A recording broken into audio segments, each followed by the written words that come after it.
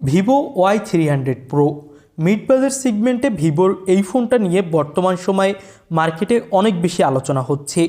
দেখতে একদম ফ্ল্যাগশিপ ফোনের মতো, কার্ভ ডিসপ্লে, 120Hz রিফ্রেশ রেটের, দুর্দান্ত ক্যামেরা কোয়ালিটি, পাওয়ারফুল 5G চিপসেটের সাথে এই ফোনটা এসেছে। তো বাংলাদেশের মার্কেটে এই ফোনটা কবে কি আসবে, আসলে এর দাম কত হবে এবং ওভারঅল এই ফোনটা আপনাকে কতটা ভ্যালু ফর মানি দিবে, এইসব বিষয় নিয়ে আজকের ভিডিওতে বিস্তারিত কথা বলবো। চলুন ভিডিওটি শুরু করা যাক। এই ফোনটা ফার্স্ট দেখলে আপনার কাছে মনে হবে ভিভো X100 সিরিজের কোনো ফোন, আর ফোনটা IP64 সাপোর্টেড হওয়ার ফলে পানিতে ভিজালেও কোনো ধরনের সমস্যা হবে না।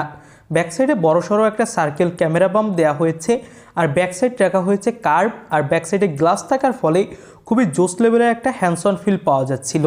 4টা কালার ভেরিয়েন্টে এই ফোনটা মার্কেটে অ্যাভেলেবেল হবে। তো ওভারঅল যদি বলি তাহলে এই ফোনটার ওয়েট এবং থিকনেসও কিন্তু কম। সব মিলিয়ে আমার কাছে ফোনটার লুক, ডিজাইন, পাশাপাশি বিল্ড কোয়ালিটি ভালোই লেগেছে। ফোনটাতে যদিও পলিকার্বনেটের বডি দেওয়া হয়েছে।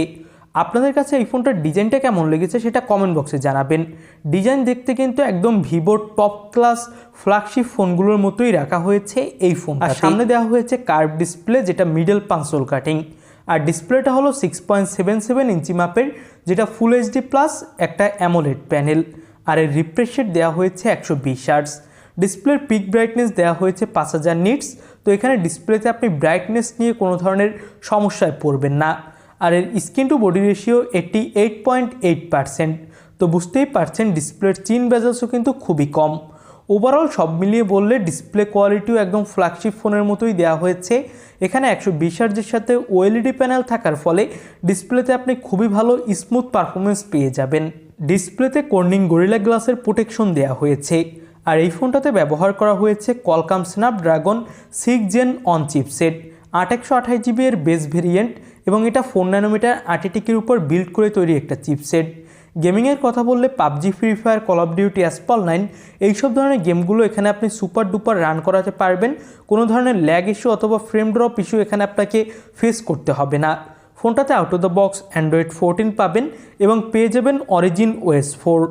গেমার আছেন যারা, তাদের জন্য অবশ্যই এই ফোনটা একটা পারফেক্ট চয়েস হতে পারে। ব্যাকসাইডে ফোনটাতে 50 মেগাপিক্সেলের একটা প্রাইমারি ক্যামেরা দেওয়া হয়েছে, পাবেন 2 মেগাপিক্সেলের ডেপথ সেন্সর। ব্যাকসাইডের ক্যামেরা দিয়ে 4K-তে ভিডিও রেকর্ড করার আপনি সাপোর্ট পেয়ে যাবেন এই ফোনটাতে। সামনে এই ফোনটাতে 32 মেগাপিক্সেলের একটা সেলফি ক্যামেরা পাবেন, যেটা দিয়ে ফুল HD প্লাস রেজলিউশনে ভিডিও রেকর্ড করা যাবে।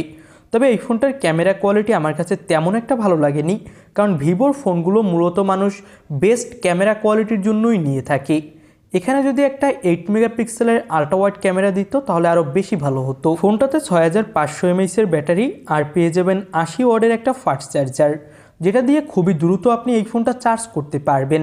এবার আমরা ফোনটার প্রাইজিংটা নিয়ে কথা বলি। এই ফোনটার বেস ভেরিয়েন্ট 8128GB'র দাম রাখা হয়েছে 1799 ইউয়ান, যেটা বাংলাদেশি টাকায় কনভার্ট করলে হয় 30,000 টাকা। আর টপ ভেরিয়েন্ট 12256GB'র দাম রাখা হয়েছে 2499 ইউয়ান, যেটা বাংলাদেশি টাকায় কনভার্ট করলে হয় 42,000 টাকা। তবে বাংলাদেশের মার্কেটে যখন এই ফোনটা আসবে তখন এর দাম আরেকটু বাড়বে, ধরে রাখতে পারেন বেস ভেরিয়েন্ট 35,000 টাকায়, আর টপ ভেরিয়েন্ট 45,000 টাকায় পাওয়া যাবে। তো ওভারঅল বিবেচনা করলে এই ফোনটা অবশ্যই ভালো, এবং আনঅফিসিয়ালভাবে এই ফোনটা দেশের মার্কেটে অ্যাভেলেবেল হবে।